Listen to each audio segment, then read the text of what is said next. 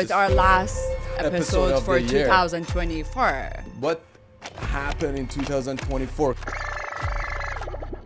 Capital gain tax inclusion rate went up. So from 50% went up to almost 67%. People rushing to bring their homes on the market. People wanted to bring their homes on the market, especially those condo owners. Market got flooded. 2024 for everyone's roller coaster feeling, definitely. Mixed kind of market. We had buyers are sitting back waiting to see what's happening with the rates. The reason I think that September went up was everyone kind of pulled their homes off the market end of August. They brought it back on the September.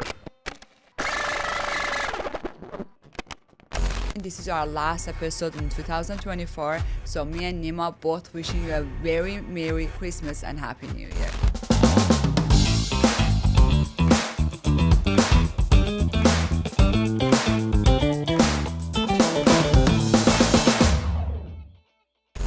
Hi everyone, and welcome to Reality Check, where we discuss what's happening in Toronto's real estate market, where it's going, and help you make informed decision buying and selling real estate. We got Sanaz here this time. Hey guys, how are you? So we're gonna go and wrap the year up pretty much. Although we're gonna be talking about the month of November, but the next episode we do is gonna be in the new year. So it's our last episode for 2024. Yeah. So what happened in 2024? Because everything started out slow. Last year we had one of the slowest years on the record since 2001.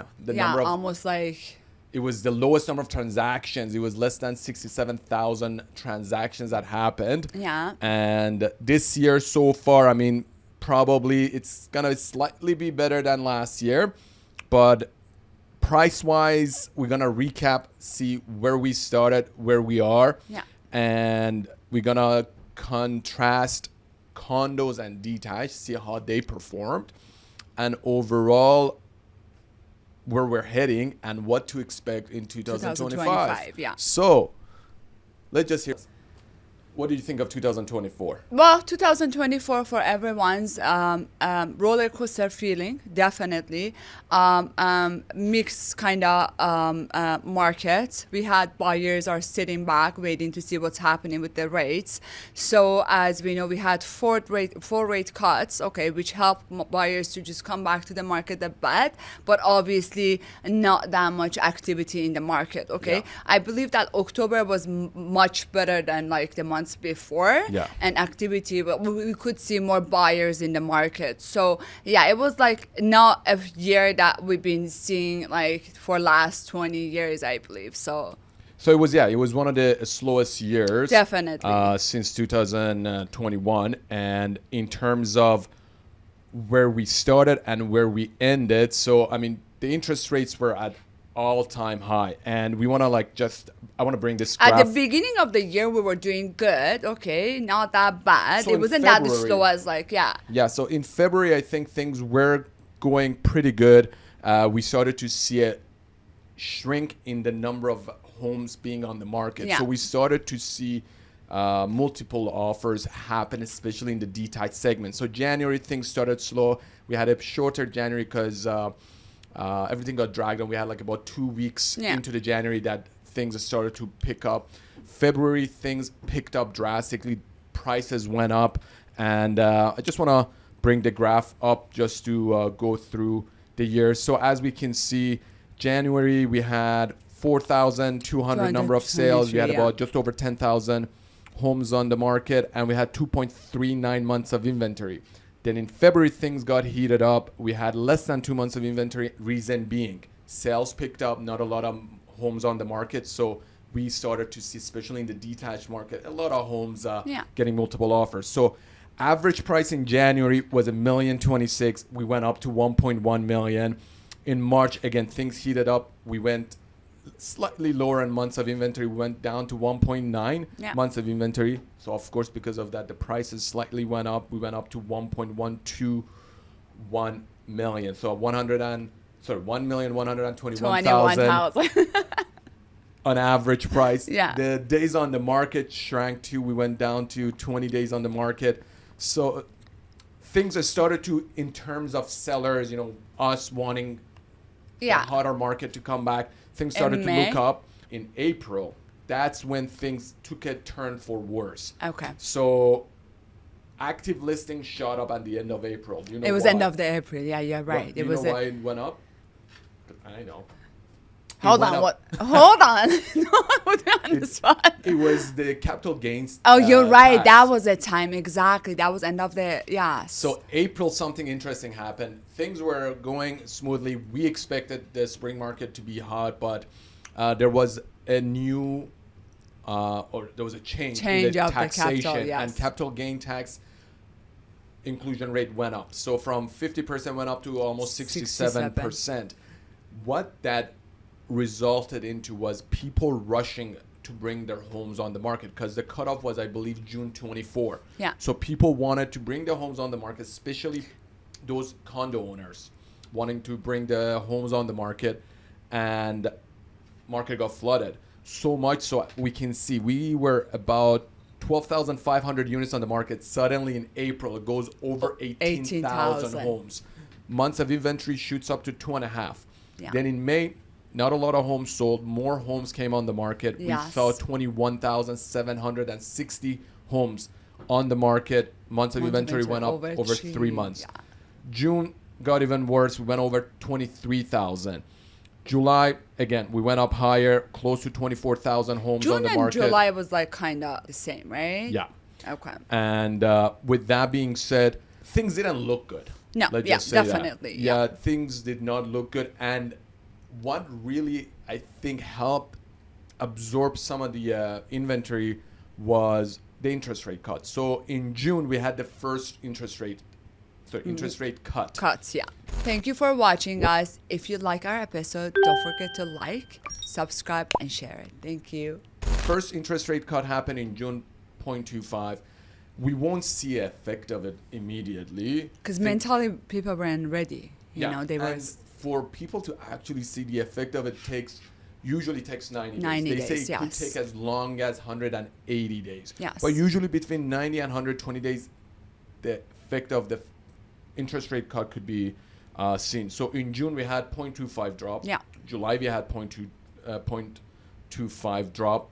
And nothing happened in August. And if you recall, June, July, and August, not a lot of activity overall in the market.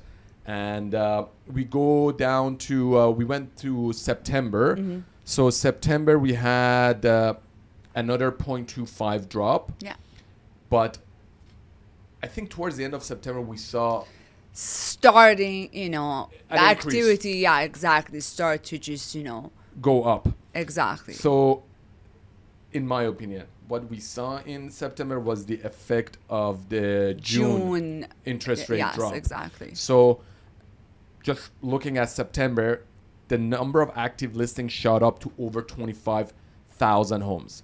Month of inventory went over 5. And of course, because of that, the price will naturally drop. So the price actually dropped to 1.107. Yeah. And keep in mind, the peak of the market, we were at 1,165,000 average price. So it went down to 1.1. But the reason I think that September went up was everyone kind of pulled their homes off the market end of August. They brought it back on the September. So that's why I think we see a lot of homes on the market in September. And then sales were pretty steady between August and September, both of them close to 5,000. But in October, things got better because of the 0.5% drop in the interest rate. So in October, 0.5% drop in interest rate, that led to higher sales. So we had 6,600 sales. Active listings slightly went down, but the months of inventory shrunk drastically. From over 5 months, went down to 3.68. And, you know, prices went up. And that leads us to November. November, we have about 5,800 sales, 21,800 active listings, and 3.7 months of inventory. What do you think of that overall? Which was less than the month of October, right? The listings, 21,000, right? Oh, yeah. We had so 21,800 active listings. October was 24,000. Yes. The So the sales month- also came down too. But what's really interesting, in my opinion, is the sales year over year. So November of this month compared to To the November 2023, of 2023, it went up by over 40%. Yeah, it was better. Yes, I just checked went it up by too. Yeah, So 41%. You said? over 40%. Okay. So just to put things in perspective, November of 2023, we had 4,200 sales. Now we're over 5,800 sales. So 40% increase. But the active listings actually went up too. So number of homes on the market went up to by 30%. So overall, market got better, but Compared to November last year, we're talking, Yeah. right? Yeah. Yes. And But the average still, price just because this year overall we didn't have a good year. November was compared to the other months much better. So we can say that, yes. yeah. And what do you think December is going to be? Well, December, we know December is the month already. After second week of the December, people are going to that holiday mood and like everything's gonna slow down. People are getting ready for holidays. So I don't think that December is gonna be as good as November. But honestly, you can't predict anything these days. Yeah, so. I think December, historically it's going to be a slower Yeah. month. But what I think we should look at is how far we've come. So let's look at how the condo market was in January of 2024 and the detached market and just overall the average price and then where we are right now. So condo market. In January of 2024, the average price was about $682,000. Condo Yeah. market, in my opinion, has been pretty stagnant. Right now, as of November, it's about 689,000. So not a lot of change in the condo market. The reason being a lot of inventory on the market. Prices have held steady despite the fact that there's about 7 months of inventory in the condo market. We don't see a lot of people really walking away from condos, giving condos away. Yeah. We just actually sold a pretty good condo. It was in San Lawrence market. Yeah, you guys sold it very fast. Yeah, Congrats it was to you guys. sold Yeah. in about 2 weeks. Yeah. And it sold for a The record price price. was really high though. Yeah, it was it was listed for about $2,699,000. We sold it over 2.5. It was a beautiful, Yeah. stunning condo. And again, like price was high. I think it was a unique product, but it sold pretty quickly. For that price, yeah, of course. We had a lot of showings. We in 2 weeks we had about 14, 15 showings, so almost a showing a day. Whereas a lot of condos that we've had wouldn't have that many. As a matter of fact, when we listed the condo, interestingly, we pulled the stats up to see how many showings condos over 2 million we're getting in San Lawrence market. Funny enough, we went back 90 days, 0. Oh, wow. 6 months, there was one showing. Over 1.5 million in the last 90 days leading up to us listing. There was only, I believe, 3 showings. So Interesting. it was interesting for us to see that many showings come to that condo. 2 things I think contributed to us being able to sell that condo for what it sold. One was the presentation. It was very unique. I'm going to be honest with you. It was very a nice unique condo to and begin stunning, with. yes. Yeah. Then the place was also empty, was previously tenanted. So we went in and we fixed up a lot of things. We staged The it. staging was amazing as The well. staging really made a huge difference. We had a lot of agents reach out to want to promote it as well. So what we did really differently with this condo was first, we did a lot of marketing prior to it going up. Okay. So let me just recap again. What really made this sale notable in this market, and what really you have to do in a market like this to sell a condo, goes down to presentation. So one, we staged the place really well. It showed well. We got a lot of agents to come promote it as well. So we had agents walk through videos and promote it. So what we really did was we started advertising the place before it actually went on the market. So I'm sorry to interrupt. It's not about the price. Any price range you have to just do this, that, right? yeah. Okay. So we did that ahead of time. So once the property went on the market, there was a lot of buzz around it. Already. We had we had 3 agents that reached out the first day we started advertising it, asking how much it is, where it is they wanted to show it. Before the first day on the market, we had 6 agents lined up to go see it. Oh, wow. On the first day, Yeah. they wanted to go see it. And by the way, those agents that saw it, they all had clients for it. That's So what I'm saying, because it was wasn't a just them, gorgeous yeah. condo. If you had a client, of course you want to show that condo to your clients.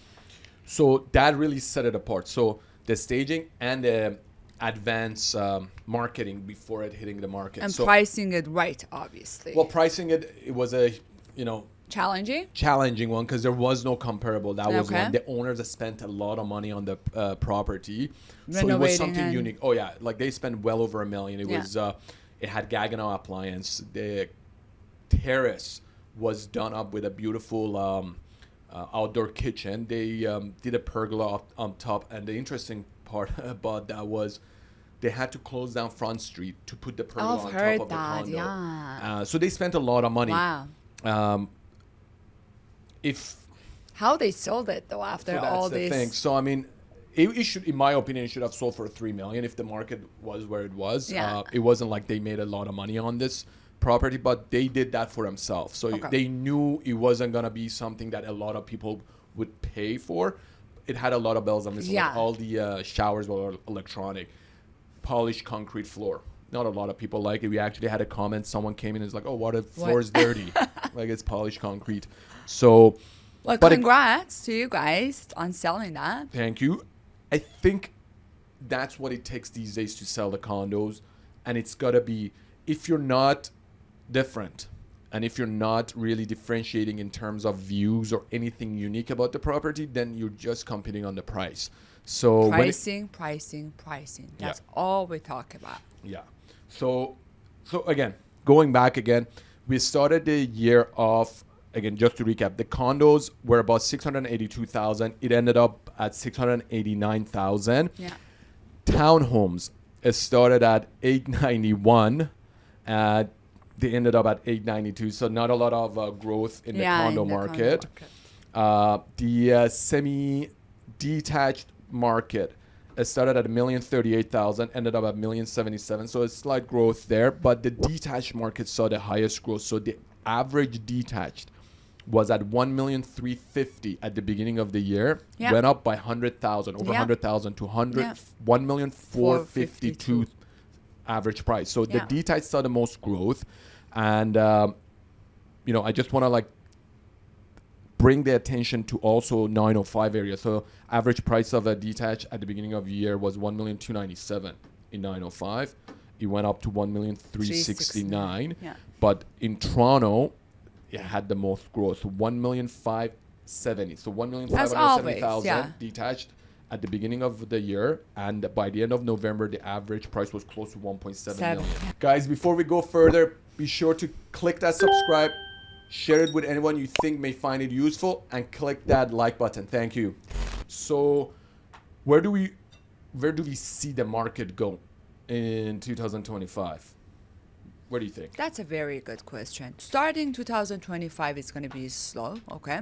But I think we're going to have a very good spring, okay? Another rate cuts, okay? And that's going to help a lot of first-time Home buyers, Yeah, yeah. exactly. And the buyers that were sitting back, waiting to see what's happening in the market, we're going to have a very good spring in 2025. So I think it's a very good time for the people that they were waiting to see what's happening. If they want to get into the market, it's going to be an amazing time to get into the market. So if you are thinking that you want to buy or I don't know, relocate or sell, I think for seller as well, sellers and buyers, 2025 is going to be a different year than 2024. That's for sure. For sure, yeah. So I think going into 2025, we can expect 3 things. 1, the interest rates are going to be better. So For sure. I think overall in the entire from January till the end of December in 2025, I think we're going to see anywhere from 0.75 to 1.25. Right now we're at 3.75, right? Yeah, that's the Bank So of you're Canada. expecting to be like by end of the 2025 it goes on at least another. So we know that in 2.75. December, I mean, right now that we're recording this, December 11th is going to be the next rate announcement. So we don't know what it is, but I think in December we're going to have 0.25 drop. So that's 0.25. But the entire 2025, we're going to see anywhere from 0.75 to, in my opinion, 1.25% more rate drop. So that should leave us in the mid 2% in terms of the Bank of Canada. The prime rate for the banks are going to be different, but we're going to be hovering in the mid 2% interest rate. That will bring a lot of buyers back into the market because for the last 2.5 years, we've been going below the 10-year average in terms of buyers. Every month it was below the 10-year average. So what's going to happen in 2025? Starting January, February, I think we're going to see a lot of people come back to the market. We're going to see the freehold segment start to go up. The percentage increase, it's tough to say, but I think overall by the end of the year, we're going to see around 7% increase. For in sure, the 6, freehold market. In the condo market, it's not going to be the same. There's a lot of condos on the market. So for that to get absorbed and the prices to go up, I think we're looking probably in 2026 to see something substantial in terms of price growth. But what will happen in 2025, I think a lot of the inventory that has built up will start to get absorbed. So the number of condos on the market will come down. Keep in mind, there's a lot of condos on the assignment market. So those need to be absorbed. And I think in the first 6 months, we're expecting about over 10,000 new condos coming into occupancy. So a lot of people that bought these condos, we got to realize that they bought at the peak of the market back in 2021. So it doesn't make sense for them to rent because they're going to be cash flow negative. So they're going to turn back and put it on the market. So due to that reason, there's going to be a challenge in the condo market, especially in the investors segment, people that bought one bedroom plus then. So it's going to be, I feel like 2025 is going to be a just year, because we had a 2000. Things are going to adjust. Exactly. It's going to be adjustment for like pricing, specifically when we're talking about condos. The condos market was not really good this year. So it's not going to be better next year. But hopefully by spring, we're going to see different markets. For sure, yeah. So with that being said, I think 2025 overall the volume of transaction is going to go up higher. And I think if anyone is on the verge of thinking whether or not they should wait longer or they should get in the market, I think now would be a good time to consider buying, get a long closing, hit those lower interest rates in 2025. Definitely. Yeah. If you are consider coming back to the market, I think it's a good time to think that. I think it's spring. Again, I'm saying the spring is a very good time. So you can start looking, buying, and get the long closing, and as Nima said. So just to recap, 3 things to consider. 1, interest rates are dropping. 2, the freehold market is picking up. 3, condo market is gonna still stay steady, but it's not a bad time to be buying. Reason is, come in 2028, 2029, no brand new condos has been built for the last year or so. So there's going to be a shortage. If you want to get those deals that you're looking for, now is the time to get into the condo market. Also, just a plug for our WhatsApp group. We got a great WhatsApp group that we post assignments in. So if you are in the market for hot deals or assignment, reach out to any one of us. We'll get you in. So we'll post, weekly a few properties that are handpicked so you can see what's good and where the potentials are. There's a lot of good deals on it. Trust me. Okay, so Sanaz, how was it? Thanks for joining us today. Of course, amazing as always. Thank you, Thank Nima. you. Yeah. And guys, thanks for watching, and be sure to hit that subscribe button, share it with anyone you think they may benefit from it, and hit that like. Thank you for watching. Thank you for watching. This is our last episode in 2024. So me and Nima both wishing you a very Merry Christmas and Happy New Year. Thank you guys. Bye-bye. Bye.